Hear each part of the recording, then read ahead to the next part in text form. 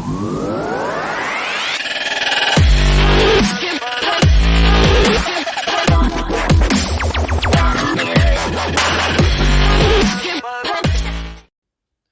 friends, welcome to our YouTube channel Trading Ninja.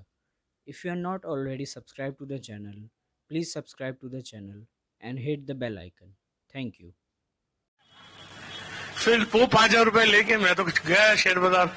Papa mummy के साथ रहता था, शादी हुई नहीं थी, घर का खर्चा पापा मम्मी चलाते थे। तो मेरा भाई प्रैक्टिसिंग चार्ट अकाउंट था, तो उसने मुझे उनके 2-3 क्लाइंटों से इंट्रोड्यूस करा दिया। तो मैंने उनको कन्विंस कर दिया। उस जमाने में ब्याज 12-13% मिलता था। मैं बोला मैं 18% ब्याज दूंगा, मैं आप मुझे पैसा दीजिए। तो पहले एक लेडी ने दिया, वो बोले सिक्योरिटी में। बोला सिक्योरिटी में तो मैं हूं, मेरे पास और कुछ नहीं है। तो बोली ठीक है, मैं तुम्हें 2.5 लाख रुपया दूंगा, पहले 1.25 लाख रुपया ले, उसके शेयर ले, वो शेयर मुझे सिक्योरिटी में दे, फिर 1.25 लाख और दे। तो मैंने वैसे चालू किया। फिर एक ब्रदर के क्लाइंट ने 10 लाख रुपया दिया, और आप बिलीव नहीं करेंगे, 1985 की बात है, मैंने एक साल में वो 12.5 लाख रुपए से करीब 30 लाख रुपए कमाए, और वो जमाने में 4 लाख रुपया टैक्स भरा। तो ये तो भगवान ने, मतलब पिताजी एंकरेज नहीं करते थे, भाई के क्लाइंट नहीं रहते थे, तो मेरे को तो ये सब पैसा वैसा मिलने वाला नहीं था। फिर शादी हुई, 2-3 साल मंदे थे। फिर बहुत कहानी है। सेसागुआ के शेयर लिए, 25 रुपए में लिए थे मैंने, 65 का भाव हो गया 4 महीने में, 25 का 65। वो जो मैंने 25 लाख रुपए कमाए थे, वो सब टाटा पावर के शेयर ले लिए। वो लिए थे 150 में, उनका भाव हो गया 1,000। तो 2-4 करोड़ रुपए, 2-3 करोड़ रुपए हो गए। फिर मधु धनवटे का एक बजट आया, उस समय शेयर बाजार में शेयर सब ऐसे शेयर ठोके कि मालूम नहीं कोई बॉक्सिंग मैच है। जो आए बोले बेच दो बेच दो। और मुझे एक लगता था कि वीपी सिंह थे ठाकुर, लेकिन व्यापारी आदमी थे। He was the man who first abolished estate duty in India, brought down the rates of tax to 60%. तो मुझे लगता था बजट खराब नहीं आएगा। तो मेरे पास जो 2.5-3 करोड़ रुपया था, मैंने स्टेक में लगा दिया 1989 के बजट में। और आप बिलीव नहीं करें, बोलूं किसको।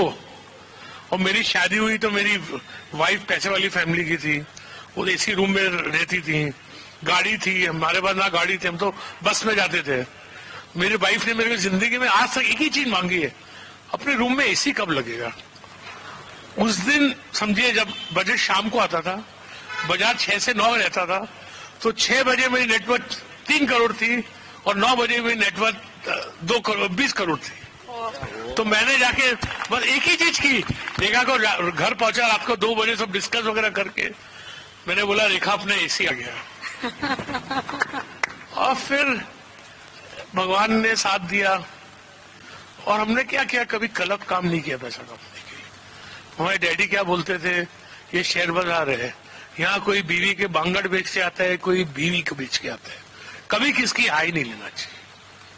तो वो दिन और आज का दिन है, कभी मैं कोई शेयर को मैनिपुलेट करूं, इधर बेचूं उधर लूं, वो सब धंधे हमको आते ही नहीं है, आप समझे ना। और ना करने हैं तो आते हैं, लेकिन करने ही नहीं है।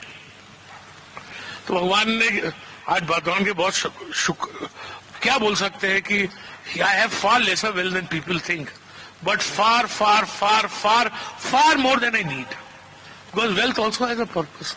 क्या करूंगा पैसे का, बच्चे को 200-500 करोड़ दे दूंगा, उसके बाद इससे मैं तो बहुत बार सोचता हूँ कि मरता हूं मैं कमाने के लिए, मजा मेरे जवाई और बहू करने वाले, और बेटे और बेटी। आप समझे ना। तो खुश हूं, करता वो हूं जो मैं चाहता हूं।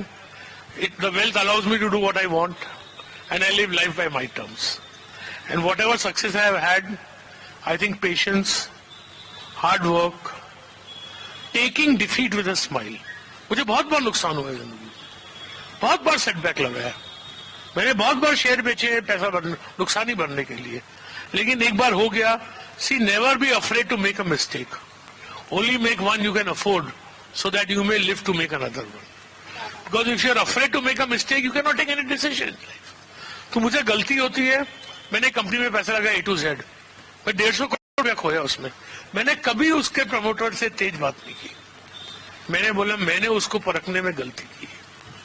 अपने डिसीजन के लिए अपने आप को ब्लेम करो, उससे सीखो और भूलो उसको। क्या बात है।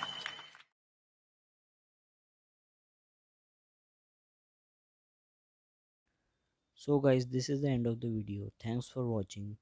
Please like this video and share with your friends. And if you are already not subscribed, please subscribe to the channel. Thank you again.